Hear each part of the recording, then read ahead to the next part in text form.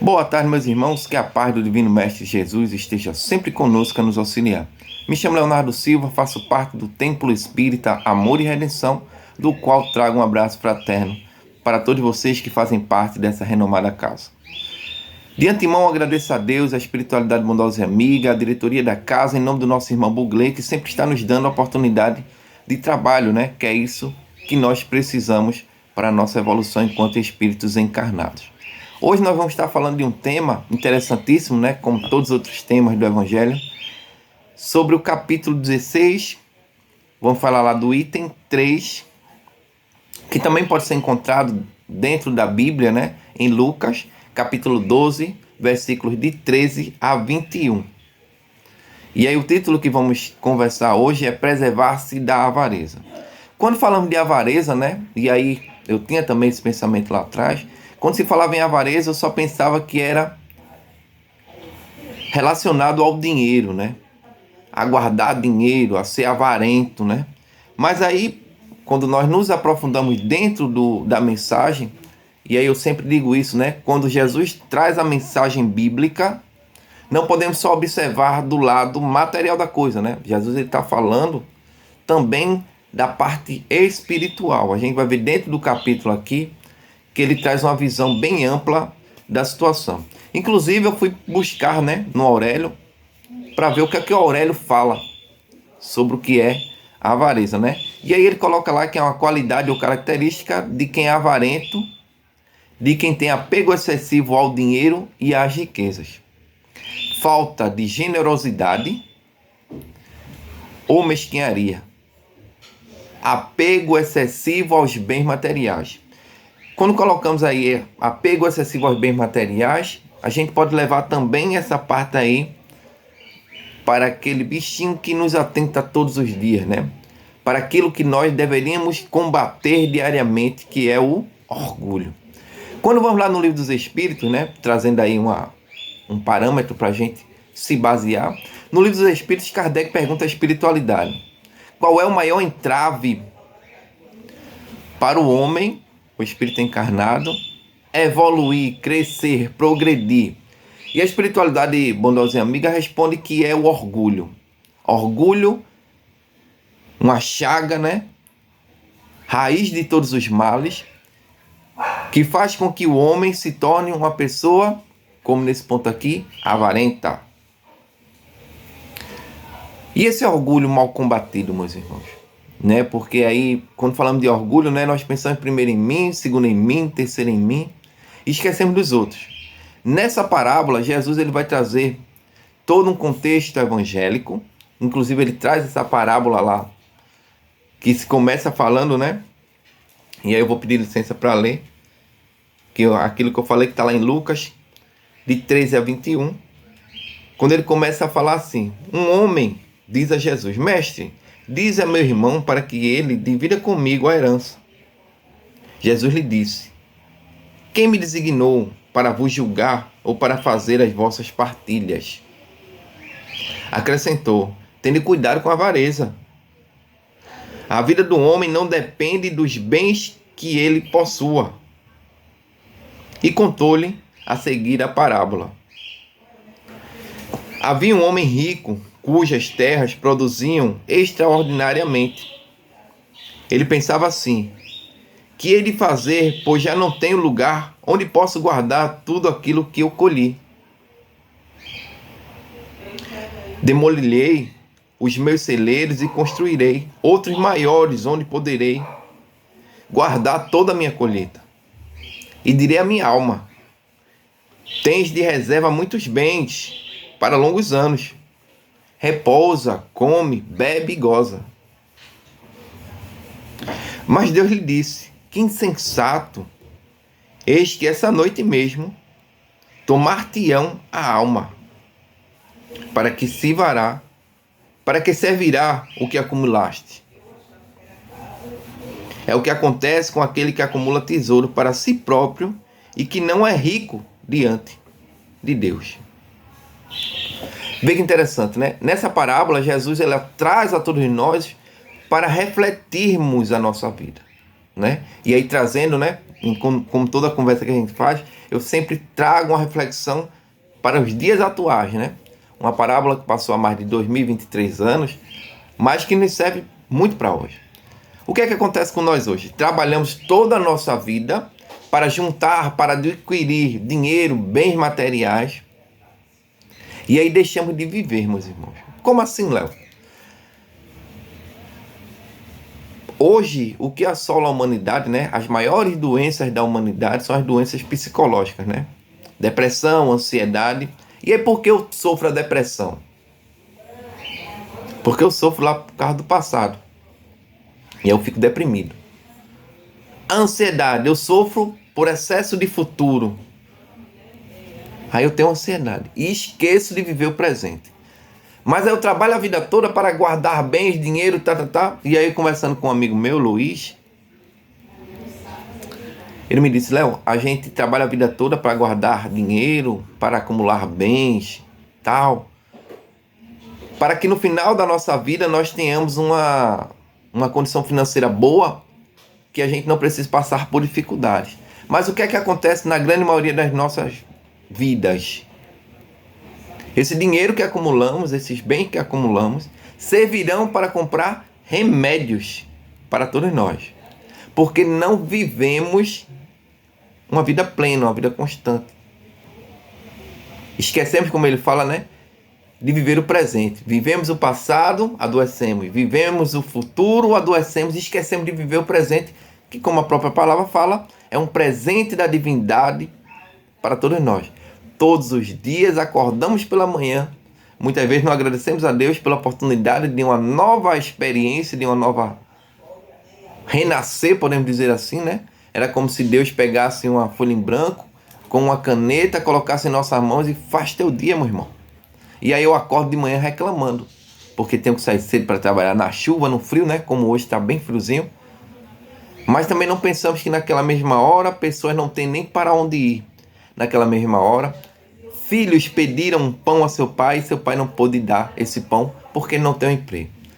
E aí, levando para essa vertente de Jesus, quando ele fala nessa parábola que o homem já tinha uma condição financeira boa, mas ele queria mais, mais e mais. E aí, Deus diz o seguinte: coitado, não sabe ele que hoje mesmo sua alma será arrebatada, né? Ele desencarnaria e ficaria tudo.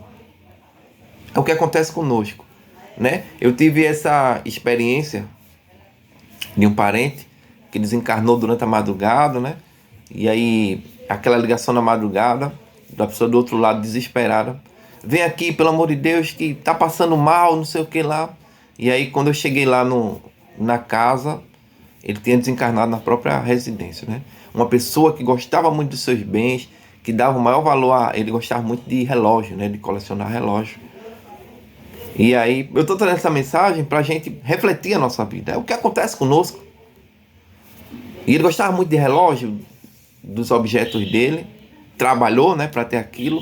Mas a gente não pode colocar em primeiro lugar, em prioridade, os bens materiais. É fácil esse desapego? Não. Culturalmente, nós fomos criados para isso. Veja, se não é assim. Meu marido, minha esposa, meu filho, minha filha, meu carro, minha casa, meu corpo. Então fomos criados com esse excesso de posse. E hoje nós vemos aí nas televisões, nos repórteres, né, o feminicídio. A gente estava tendo uma palestra na quinta-feira e o palestrante falava sobre o feminicídio, né? Sobre esse excesso de apego. É meu, minha esposa. Se não for minha, não é mais de ninguém. Então eu mato por amor. Meu amigo, matar por amor. Será que amor é isso? Né? E o apego é um amor doente. Veja que interessante, voltando lá ao assunto do desencarne desse meu parente. E aí ele desencarna. Eu chego lá na casa, né? Aquele desespero. A gente conseguiu tirar os familiares de dentro da casa, que ele ficou dentro, colocou lá de fora. E aí solicitamos lá o pessoal da funerária para vir recolher o corpo e tal. E aí, como eu era o único que estava mais calmo na situação, eu fiquei lá acompanhando quando eles foram retirar o corpo da casa, né?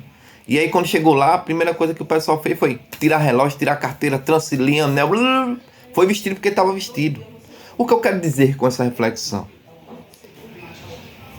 O apego aos bens materiais não só continua enquanto eu estou encarnado, mas continua na desencarnação. Porque aquele que era apegado aos bens materiais no planeta ao qual estamos residindo, continua no mundo espiritual. Exemplo, Paulo, há mais de 2023 anos atrás, ele disse uma coisa interessantíssima. Ele disse, da forma que o homem é, fica da forma de que o homem é, enquanto encarnado, continua no mundo espiritual. Então, se eu sou apegado aos bens materiais, eu continuo apegado aos bens materiais no mundo espiritual. E sofrendo, meus irmãos. Quantos irmãos aí nas reuniões mediúnicas, né? Espíritos encarnados, chegam ainda apegados à casa, à esposa, ao carro, dizendo o seguinte: ela vendeu meu carro e eu não aceito e tal. Apegado ao bem material. Quantos irmãos nossos são apegados ao corpo físico, meus irmãos? Né? E aí, quantos relatos, né, de livros auxiliares espíritas que falam ainda do apego tão grande do espírito ao seu corpo físico que ele continua lá no sepulcro, no cemitério, meu irmão, acompanhando a decomposição do corpo, porque ele é apegado ao corpo físico.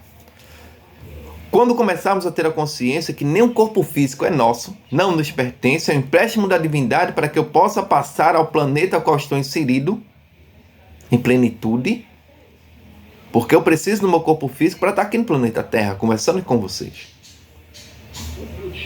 E aí no Evangelho também ele fala lá, cuidar do corpo e cuidar do espírito, né? Então, minha avó falava, minha mãe já falava isso também, que o que é emprestado você tem que ter mais cuidado ainda, porque não é seu. Você vai ter que devolver da forma que pegou.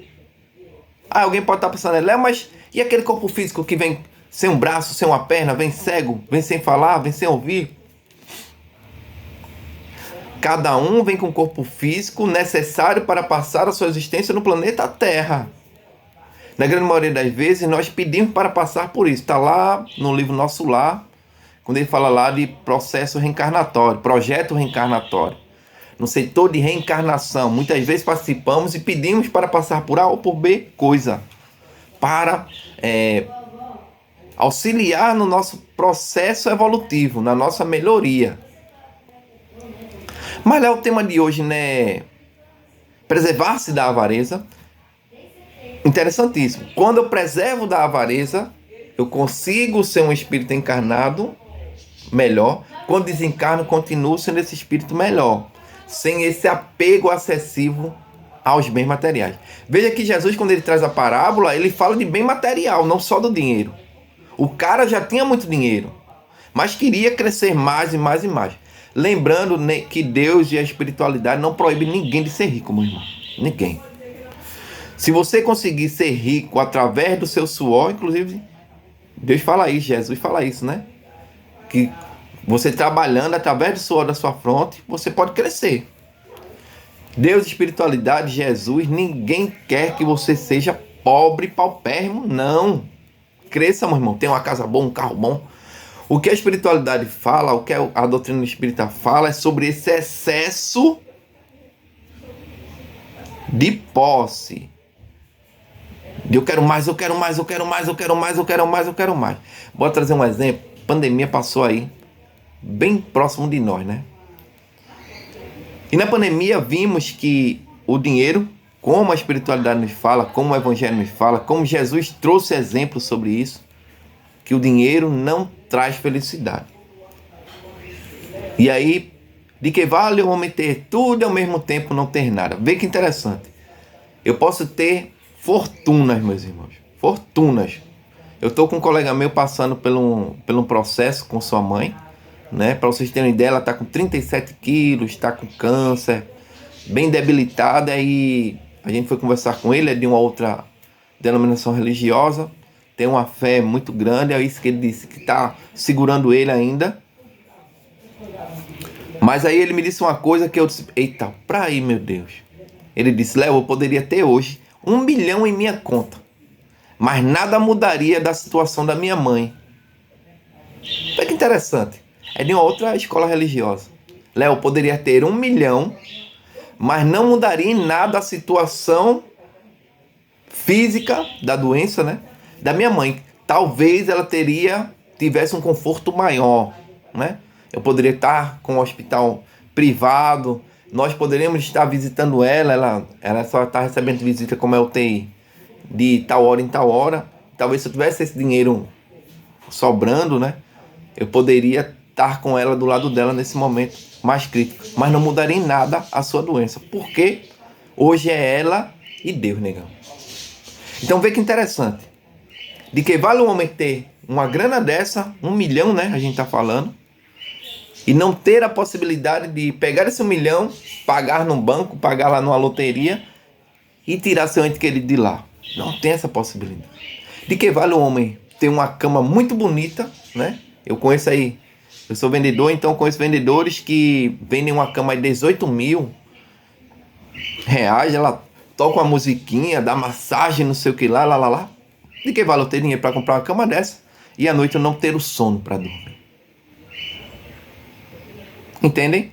De que vale eu ter o dinheiro para comprar um remédio, colocar lá naquele hospital Einstein e não poder tirar o meu ente querido do leito de morte? De que vale eu ter o dinheiro e um ente querido que morreu, eu não consegui resgatá-lo? Então o dinheiro não é tudo, meus irmãos. Os bens materiais não são tudo. São necessários, como falei, para a gente passar por esse processo que estamos passando no mundo de expiação. Precisamos do alimento, precisamos do transporte, precisamos de uma casa, precisamos. Mas não coloquemos os bens materiais à frente de tudo. Porque no final de tudo, sofreremos também, depois do desencarne. Veja que Jesus nessa parábola, quando ele fala, né? Não sabe ele que hoje mesmo será arrebatado e tudo aquilo que ele vai fazer vai ficar. E o que é que acontece? A gente está tendo aí um exemplo aí do nosso irmão, que desencarnou já faz um tempinho, o Gugu, né? Eu estava vendo uma reportagem essa semana da briga dos parentes que ficaram. Pelo bem material que ele conquistou, trabalhando duramente, todos os dias, tal, pensando que vou guardar tudo isso para minha velhice ser mais calma, vou guardar tudo isso, porque quando eu morrer, meus filhos vão ficar, cada um, bem. E o que aconteceu? Brigas. Inclusive, agora apareceu mais um filho, né? Que está procurando lá o DNA para buscar esse dinheiro que ficou, esses bens materiais que ficou, essa riqueza que ficou. E aí eu imagino no mundo espiritual, nosso irmão lá sofrendo, talvez se questionando, meu Deus, tudo aquilo que eu adquiri trabalhando para que no final eles tivessem uma condição de vida boa, se tornou hoje um problema, briga, separações devido a esse dinheiro, devido àquilo que a gente falou lá no princípio, orgulho. Que interessante, não é? Mas bora mais para frente, né? E aí, a espiritualidade, né, nos coloca a pensar quais são os bens que verdadeiramente servirão para todos nós depois do desencarne. Qual é a verdadeira propriedade? Inclusive está no Evangelho segundo o Espiritismo. Lá atrás, minha mãe e minha avó sempre falou muito, quando eu não queria estudar, né? Ela dizia, meu filho, estude. Porque o conhecimento é o único bem que o ladrão não rouba, que as traças não comem. Você morre e leva. Levando para esse ponto de vista, qual é a minha verdadeira propriedade? Quais os verdadeiros bens que eu adquiro aqui e levo comigo no desencarne? Será que nós possuímos isso? Os verdadeiros bens não são aqueles bens de uso do corpo, fisicamente falando. Lembra que eu falei que vamos botar para uma outra vertente. Jesus fala aqui do material porque era bem necessário para aquela época falar sobre os bens materiais, porque o pessoal era muito apegado. Inclusive hoje ainda é, né? Mas ele fala para o lado agora espiritual da coisa. Então a verdadeira propriedade é aquela de uso da alma, do espírito. Porque quem é o verdadeiro proprietário dos bens da terra é Deus. Nós somos simplesmente usufrutuário daquilo que nos é dado pela divindade. Como falei, novamente, tocando no assunto, Deus não quer ninguém pobre, extremamente pobre, não quer. Doutrina espírita também não condena a riqueza. Se você trabalhar, conquistar através do seu suor uma casa muito boa, um carro muito bom, massa! O que não pode deixar acontecer é que esse dinheiro, que essa casa, que esse carro suba a sua cabeça e você se ache melhor do que os outros. O orgulho dentro do Evangelho segundo o Espiritismo, quando é tratado aqui dentro, ele fala que, assim, o orgulho mostra a você uma aparente superioridade para com os outros, que não é, meus irmãos. Não é. E nós vimos isso aí na pandemia. Como falei, né, eu sou vendedor e eu conheci uma pessoa muito rica aqui de Paulista. Muito, muito, muito rica. Que, para vocês terem uma ideia, na época que estava lá na Amazônia, se eu não me engano, faltando oxigênio, o quarto dele tinha 12 cilindros de oxigênio. Enquanto ele só estava utilizando um. E ele desencarnou, com os 12 dentro do quarto. As pessoas lá na Amazônia morrendo por falta de 1 m³ do oxigênio. Né? Inclusive pessoas estão vivas hoje conversando, mesmo com aquela falta de oxigênio, nos mostrando que o dinheiro não é tudo. Que o dinheiro não traz felicidade, meus queridos amigos e irmãos. Então nós somos usufrutuários daquilo que nos é dado enquanto encarnados. Que a verdadeira propriedade aqui na Terra, os bens terrestres, é do nosso Mestre, é de Deus. E aí, trazendo nessa linha de pensamento, nessa linha de raciocínio, qual é a nossa verdadeira propriedade? É tudo aquilo que praticamos de bem enquanto estamos encarnados e conseguimos levar para o mundo espiritual. Tanto as coisas boas como as coisas não tão boas. Exemplo, eu sempre trago André Luiz, que é um livro que é bem fácil de ser encontrado, né? Tem inclusive aí o filme, né?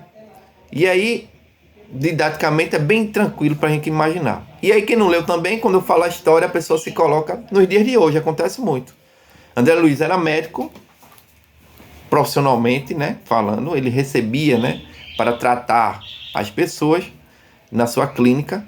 E é o que acontecia? André Luiz, ele atendia aquelas pessoas que têm a grana. Quando terminava esses atendimentos, que acontece muito hoje, né, aqueles últimos lá que não tinha condição, André Luiz atendia. Mesmo que de cara feia, sem mesmo querer, por intermédio de sua secretária, dizia: André, meu amigo, atenda aí, porque ele não tem condição financeira e tal.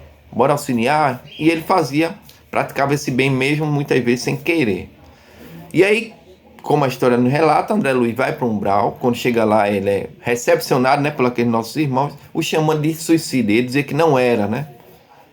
Não me matei e tal, não sei o que lá. E aí a doutrina nos mostra 2 vertentes sobre suicídio: o direto e o indireto.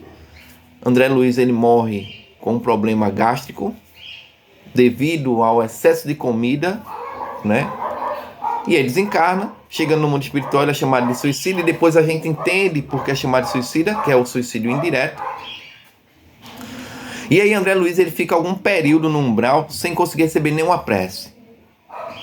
Fechado, orgulhoso, eu sou médico, quem sabe sou eu, não aceitava ajuda, como muitos de nós. E aí quando ele consegue receber aquelas primeiras orações, aquelas primeiras preces, ele recebe da sua mãe, né? Que é a mãe da gente, ora por nós a todo momento. Inclusive, quando ou o filho desencarna ou ela desencarna primeiro, ela continua orando por esse filho, né? E aí vem um grande exemplo aí. Hoje é sábado, amanhã, se você passar na porta lá dos presídios, uma fila de mães orando pelos aqueles nossos irmãos que em algum momento da sua vida fez alguma coisa errada. Pode ser o maior criminoso do mundo, mas para a mãe é seu filho, meu filhinho. Então, uma das preces que chegou ao nosso irmão foi da sua mãe. E a outra prece foi de uma senhorinha que orava por ele todas as noites, por gratidão de ter auxiliado seu marido. Veja que esse bem praticado por André Luiz, que ele fez por fazer, sem nem, talvez nem lembrasse mais, Mas até o bem que praticamos sem querer nos é um advogado no final, ou talvez na própria existência. Então, quando ele traz aqui preservar-se da avareza, ele não só fala preservar-se de muito dinheiro, de querer guardar, de possuir, mas ele fala num âmbito mais aberto. Aqui ele se fala também de materialismo. Para a gente ter cuidado com esse excesso de apego às coisas materiais, inclusive aos nossos cônjuges, né? Marido, a mulher, filho. Quantas mães dizendo que está amando, com esse amor possessivo, né? Que é um amor doente, não deixa seu filho caminhar, andar com suas próprias pernas. Como assim não? Né? Quantos filhos se casam e a mãe continua, faz assim, faz assado, não vai por aí, não vai por lá, papapá. E muitas vezes o próprio casamento não anda. O filho, eu falo. Porque existe sempre um dedo de alguém ali dizendo, vai por aqui, vai por ali, não sei o que lá. Eu não estou dizendo aqui que a mãe, ou o pai, ou o responsável não oriente. Não diga como fazer, até por sua experiência, né, de vida. Mas muitas vezes nós deveríamos deixar nossos filhos andar, caminhar com suas próprias pernas. Porque muitas vezes dar alguns passos para trás para depois dar alguns para frente é muito importante na vida do homem. Eu sempre dizia assim, né? Se eu tivesse a consciência que tenho hoje, não teria errado tanto lá atrás. Mas esses erros lá atrás foi necessário para me formar o homem que sou hoje, a criatura que sou hoje, o espírito que sou hoje. Então muitas vezes o errar faz parte da nossa vida, da nossa trajetória, para que nós não erremos mais. Então muitas vezes eu vejo, principalmente quem é pai de primeira viagem, mãe de primeira viagem, né? Errando ali com seu filho, num remédio que deu, que não era para ter dado, numa comida que deu, que não era para ter dado, numa comida que pensou que não era para dar e era para ter dado. Mas na grande maioria das vezes esse pai está errando, pensando, fazendo bem, erra com o intuito de acertar, por não conhecer. Por isso que eu falo que a orientação dos mais antigos é necessária para nos auxiliar. O que eu falo é que não pode nos comandar, né? Feito verdadeiros marionetes, né? Tem que deixar aquela criatura andar, prosseguir, caminhar. Porque Deus, soberanamente bom e justo, nos dá também esse aí livre-arbítrio, né? Veja que nem Deus interfere no livre-arbítrio do homem. Então a gente tem que ter esse cuidado, né?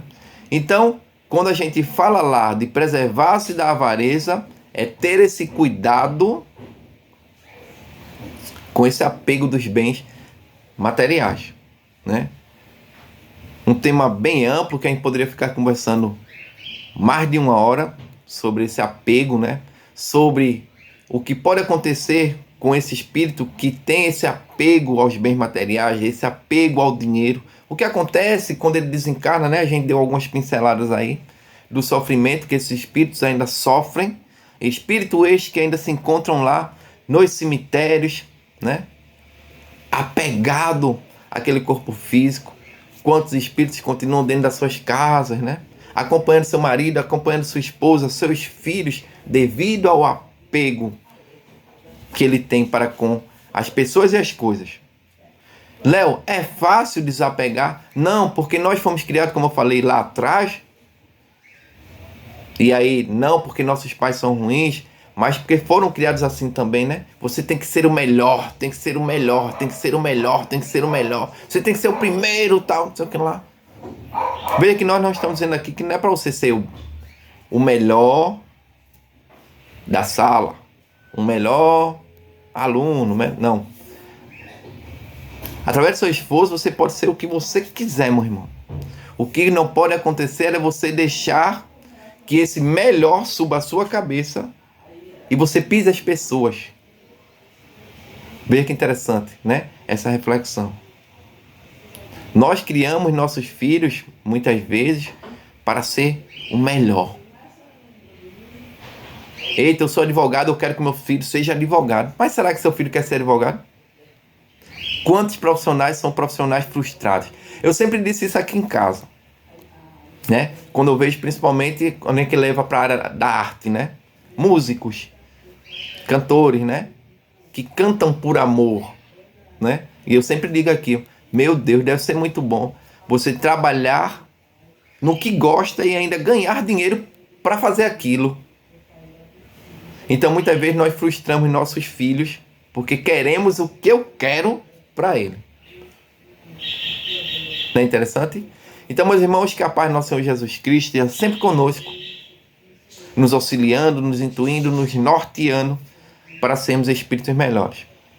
Mas o melhor de tudo, meus irmãos, é que temos um Deus por nós. Fiquem na paz, Deus nos abençoe e até uma próxima oportunidade.